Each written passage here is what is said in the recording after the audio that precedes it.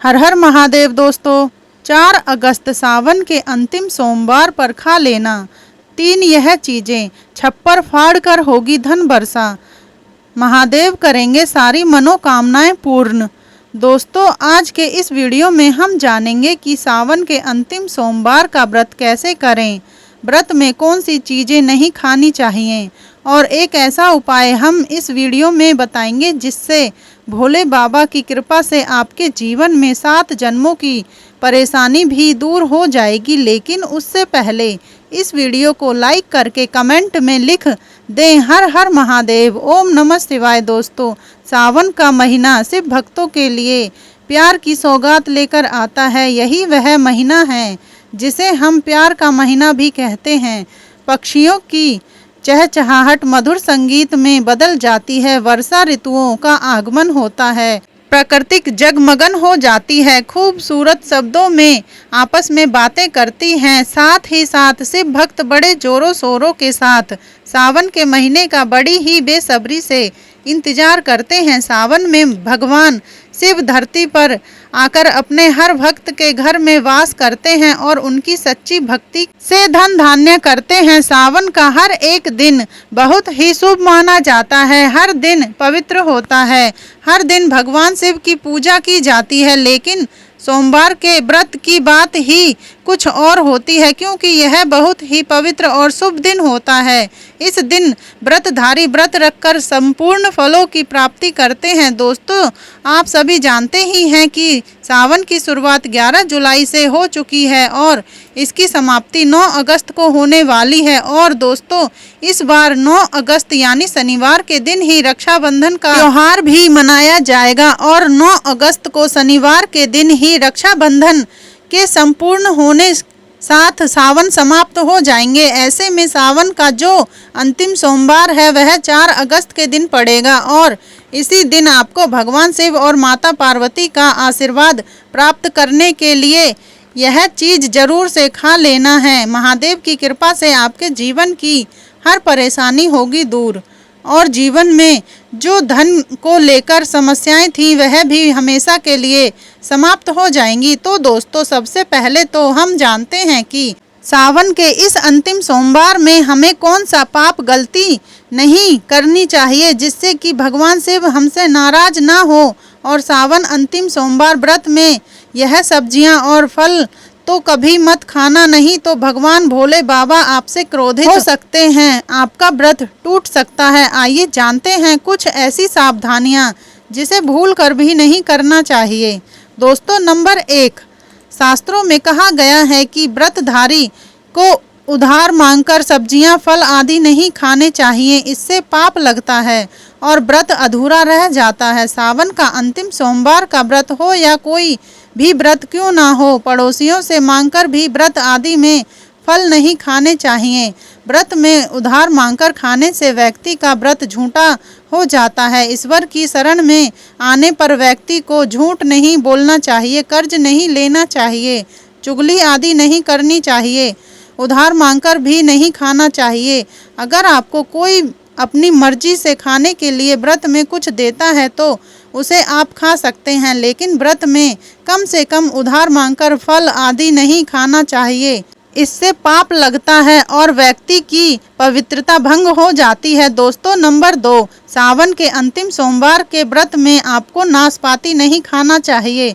दरअसल इस फल का नाम नाश यानी नाश करने वाला होता है, इसलिए इस फल को व्रत में नहीं खाना चाहिए। व्रत आदि को छोड़कर किसी और दिन आप कभी भी खा सकते हैं, लेकिन अगर जिस दिन आपका व्रत हो उस दिन नाशपाती का सेवन नहीं करना चाहिए, भगवान को भी नाशपाती नहीं चढ़ाना चाहिए। दोस्तों, नंबर 3, कुट्टू या सिंघाड़े का आटा खाने से भी आपका व्रत टूट सकता है। आपको बता दें, लंबे समय से रखा हुआ आटा आपका व्रत भंग कर सकता है। दरअसल पुराने आटे में घुन आदि कीड़े वगैरह पड़ जाते हैं जो ठीक तरह से दिखाई भी नहीं देते। ऐसा आटा खाने पर दरअसल आप मांस का सेवन करते हैं और व्रत में कीड़े खाना घोर पाप के बराबर माना गया है और आपका व्रत भी भंग हो जाता है। व्रत में ताज़ा आटा खाना चाहिए। लंबे समय से रखे हुए आटे में कीड़े पड़ जाते हैं, ऐसा कभी ना करें। व्रत हमेशा शुद्धता में ही रखना चाहिए। सावन का महीना बड़ा ही पवित्र महीना माना गया है, इसलिए यह 5 चीज़ें भगवान शंकर के पास कभी ना रखें। तो चलिए जानते हैं दोस्तों। नंबर 1, जहाँ रखा हो शिवलिंग या महादेव की कोई भी प्रतिमा तो वहाँ पर भूल कर भी चप्पल जूते लेकर नहीं जाना चाहिए। जरा सोचिए, जब आपके कमरे में कोई चप्पल लेकर प्रवेश करता है तो आपको कितना क्रोध आता है।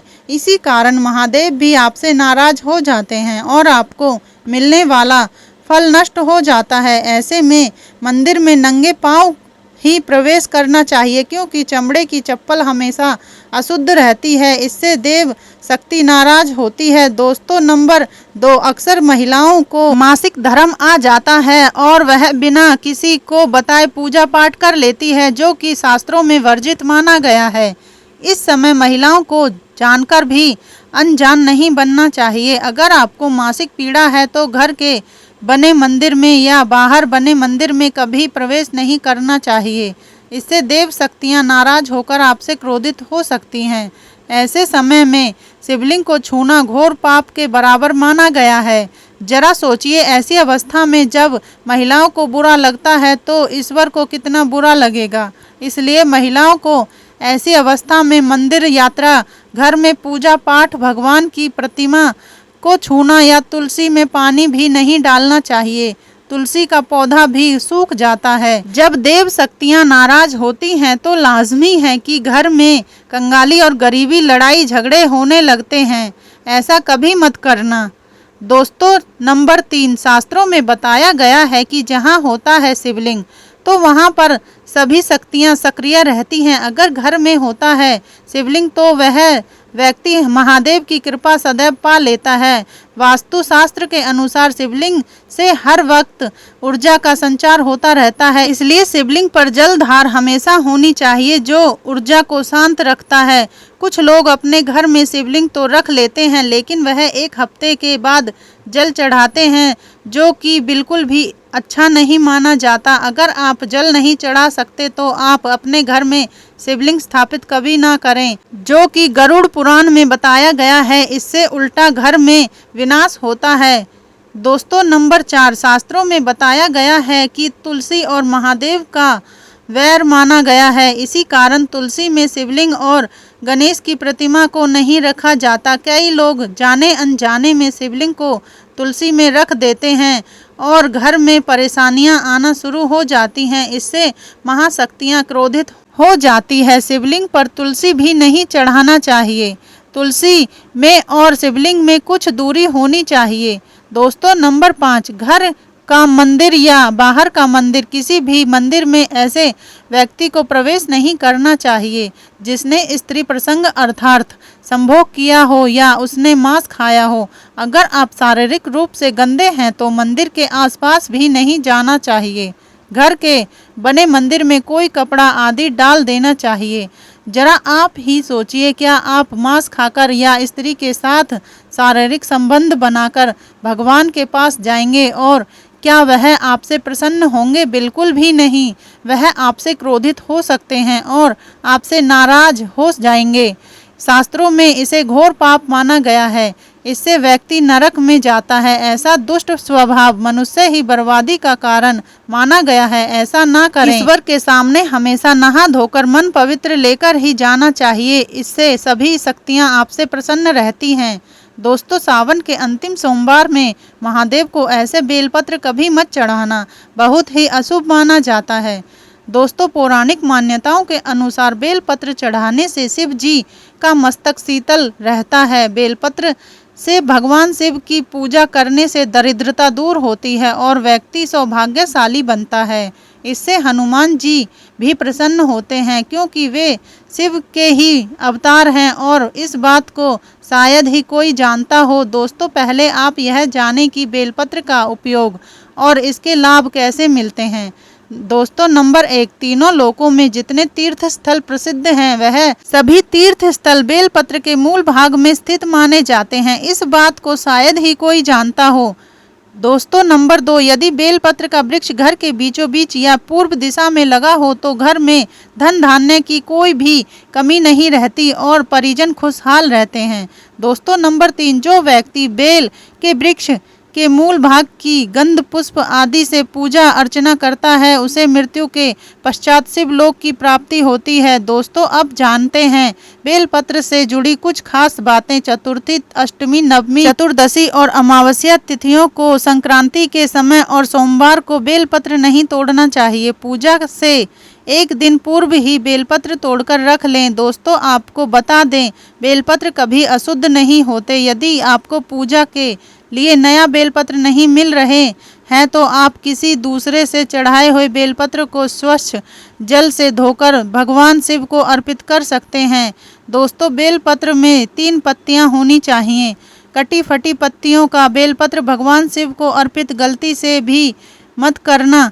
कटी फटी पत्तियों को अर्पित करने से शिव का अपमान माना जाता है और बेलपत्र का भी, इसलिए बेलपत्र की पत्तियां एकदम साफ होनी चाहिए। दोस्तों सावन के अंतिम सोमवार पर अगर जिस व्यक्ति को 5 संकेत मिल जाएं तो इससे यह पता चलता है कि महादेव आपकी भक्ति से बहुत ही प्रसन्न हुए हैं और आपको धनी होने से कोई भी नहीं रोक सकता। तो चलिए जानते हैं। दोस्तों नंबर 1, बैल का दरवाजे पर आना। नंदी महाराज भगवान भोलेनाथ के वाहन हैं। नंदी को भगवान शिव का द्वारपाल भी कहा गया है। नंदी महाराज को बुद्धि और ज्ञान का प्रतीक माना गया है। शिव के मंदिर के बाहर हमेशा नंदी महाराज विराजित रहते हैं, लेकिन अगर सावन के इस पवित्र महीने में अचानक से नंदी महाराज आपके दरवाजे पर आ जाए और घर की चौखट को सींग मारने लगे तब आपको समझ लेना चाहिए कि भगवान शिव आपके घर में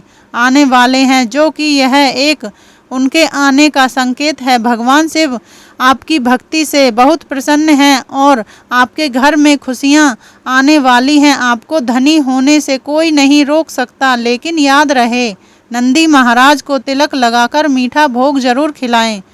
दोस्तों नंबर 2, सावन के पवित्र महीने में अचानक से आपके सपनों में अगर शिवलिंग दिखाई दे जाए, अर्थात भगवान शिव दिखाई दे जाए, तो इससे आपको यह समझना चाहिए कि अब आपके जीवन में परेशानियों का अंत जल्दी हो जाएगा। भगवान शिव आपकी सच्ची आराधना भक्ति से बहुत खुश हैं और वह आपके घर में आने वाले हैं। ऐसे में याद रहे शिव की भक्ति में कोई भी कमी नहीं आनी चाहिए। घर को गंदा मत रखना, क्योंकि आपके घर में भगवान शिव आने वाले हैं। दोस्तों नंबर 3, शास्त्रों के अनुसार माना गया है कि नीलकंठ भगवान शिव का प्रतीक है। अगर आपके घर में सावन के महीने में नीलकंठ छत पर आकर बैठ जाए तो उसे भूल कर भी मत भगाना, क्योंकि यह भगवान शिव का प्रतीक माना गया है। ऐसे में आपको खुश होना चाहिए, क्योंकि भगवान शिव आपकी भक्ति से बहुत खुश हैं। शास्त्रों में बताया गया है कि नीलकंठ अगर मनुष्य के घर पर आकर बैठ जाए तो साक्षात घर में महाशिव के आने के संकेत माने गए हैं। अब आपके बुरे दिन जाने वाले हैं। कहते हैं श्री राम ने इस पक्षी के दर्शन करने के बाद ही रावण पर विजय प्राप्त की थी। दोस्तों नंबर 4, सावन के पवित्र महीने में अचानक से घर में काला सांप निकल आए तो बहुत ही शुभ माना गया है। इसे बिल्कुल भी ना मारें। यह भगवान शिव के आने का संकेत है। जिनकी भक्ति से महादेव प्रसन्न होते हैं, तब महादेव किसी खास अवसर पर ही अपने दर्शन देते हैं। सावन का महीना बहुत ही पवित्र महीना माना गया है। यही वह महीना है जिसमें भगवान शिव धरती पर आते हैं और उसी घर में अपना वास बना लेते हैं। जो सच्चा भक्त होता हो, सपनों में किसी मंदिर में नागिन का जोड़ा देखना बहुत ही शुभ माना गया है। यह घर में शिव के आने के संकेत हैं। अब आपको खुश होने की जरूरत है। दोस्तों नंबर 5, सावन के शुभ अवसर पर सोमवार के दिन डमरू की आवाज, घंटियों की आवाज सुनाई दे जाए तो यह अत्यंत शुभ माना गया है। इसका अर्थ यह है कि भगवान भोलेनाथ आपसे प्रसन्न हैं और जल्दी आपके घर और जीवन में प्रवेश करने वाले हैं, जिससे आपका आर्थिक संकट दूर होकर जीवन में सुख समृद्धि आने वाली है। महादेव आपसे बहुत खुश हैं। दोस्तों अब जानते हैं सावन के पवित्र समय में मंदिर में घंटी क्यों बजाई जाती है। घंटा क्यों बजाया जाता है, ताली क्यों बजाई जाती है, मंदिर के अंदर कारण क्या है, शंकर के मंदिर में घंटी क्यों बजाई जाती है, शंकर के मंदिर में घंटी को क्यों बजाया जाता है, ताली को बजाना क्यों ना करा जाता है, शिव मंदिर में किस लिए करा जाता है। तो यह पुराण है कि मंदिर के अंदर या घर के अंदर आप गरुड़ घंटी जब बजाते हो, घंटी का नाद जब करते हो, तो शिव महापुराण की कथा और लिंग पुराण की कथा, विष्णु पुराण की कथा कहती है, मात्र घंटी का नाद कर देने से जितने भूमि पर तीर्थ हैं, जितने साधक साधना कर रहे होते हैं, जितने तप कर रहे होते हैं, जितनी पवित्र नारी स्त्री का पालन कर रही होती हैं, जितने दान हो रहे होते हैं, कुछ समय पर जिस समय तुमने घंटी बजाई है उस पल वह सारे पुण्य घंटी का नाद करते हैं तुम्हारे खाते में आ जाते हैं। शंकर जी के मंदिर में जाकर ताली का नाद किया जाता है। ताली शिव मंदिर में क्यों बजाई जाती है? मंदिर में जितने भी बैठे होंगे, जो भजन कर रहे होंगे, जो साधना कर रहे हैं, अभिषेक कर रहा है, पूजन कर रहा है, 3 बार ताली बजाने से उनका सारा का सारा पुण्य हमारे खाते में आ जाता है, खींचा चला आता है, हमारा भाग्य प्रबल हो जाता है, 1 सेकंड में हमारे खाते में आ जाता है और हमें लगता है हम शंकर को रिझा रहे हैं। शंकर को रिझाए शिव जरूर देते हैं। घर में गरुड़ घंटी का नाद करना दोस्तों, इसलिए बच्चों को खेलने के लिए घंटी नहीं दी जाती। गरुड़ घंटी कोई खेलने को नहीं देता, दूसरा सामान दे देंगे पर गरुड़ घंटी नहीं देंगे। क्यों नहीं देते हैं? क्योंकि गरुड़ घंटी का जब नाद किया जाता है तो सबका पुण्य हमारे खाते में जाता है। कोई साधारण है घंटी बजाना, पूजन के समय, स्मरण के समय पर भजन आदि करना चाहिए, इसलिए घंटी भी हर कभी नहीं बजाई जाती। और आपसे भी निवेदन है, मंदिर में भी जाओ तो घंटी का नाद करो तो बड़े प्रेम से करो, ऐसे नहीं बजाओ, बजाए जाओ। कई मंदिरों में मंदिर का पट बंद हो जाता है तो भी लोग घंटी बजा देते हैं, दोष लगता है। भगवान अगर मंदिर में सो रहे हैं तो उस समय घंटी बजाना घोर पाप माना जाता है। जिस जगह पर ब्राह्मण विद्वान हैं, साधक हैं, संत हैं, साधु हैं, मंदिर अगर बंद होता है तो उसके साथ में घंटी के नीचे के भाग को रस्सी से ऊपर बांध दिया जाता है जिससे बजे ना। कहते हैं अगर भगवान अगर विश्राम कर रहे हैं, सो रहे हैं, निद्रा अवस्था में हैं या पट बंद हैं, कुछ समय पट बंद का समय है और घंटी का अगर नाद हो जाए तो कहते हैं 11 ब्राह्मण के भूखे रहने का दोष लग जाता है। जीवों को मात्र घंटी बजा देने पर अगर भगवान विश्राम में हैं, पट बंद, दरवाज़ा बंद और लिखा हुआ है समय मंदिर खुलने का समय 11 बजे से 3 बजे तक मंदिर बंद होने का समय है और तुमने समय देख लिया, फिर भी तुमने तो देख लिया और तुम उस समय कह रहे हो मैं दूर से आया हूँ, घंटी तो बजाऊंगा, तो ऐसा करने से कई लोगों के भूखे रहने का दोष आपको लग जाता है। घंटी बजाने का सबसे शुभ समय माना जाता है सुबह 4 बजे से लेकर सुबह 11 बजे तक अत्यंत दुर्लभ और मंगलकारी माना जाता है। इस समय घंटी बजाना और रात के समय शाम 6 बजे से लेकर रात 11 बजे से पहले तक पूजा पाठ तथा घंटी बजा लेनी चाहिए, क्योंकि 12 से पहले तथा 12 के बाद मंदिर के पट बंद कर दिए जाते हैं। इस समय देवी देवता विश्राम करते हैं, निद्रा में चले जाते हैं। इस समय इन्हें जगाना मतलब घोर पाप का भागीदार बनने के बराबर है।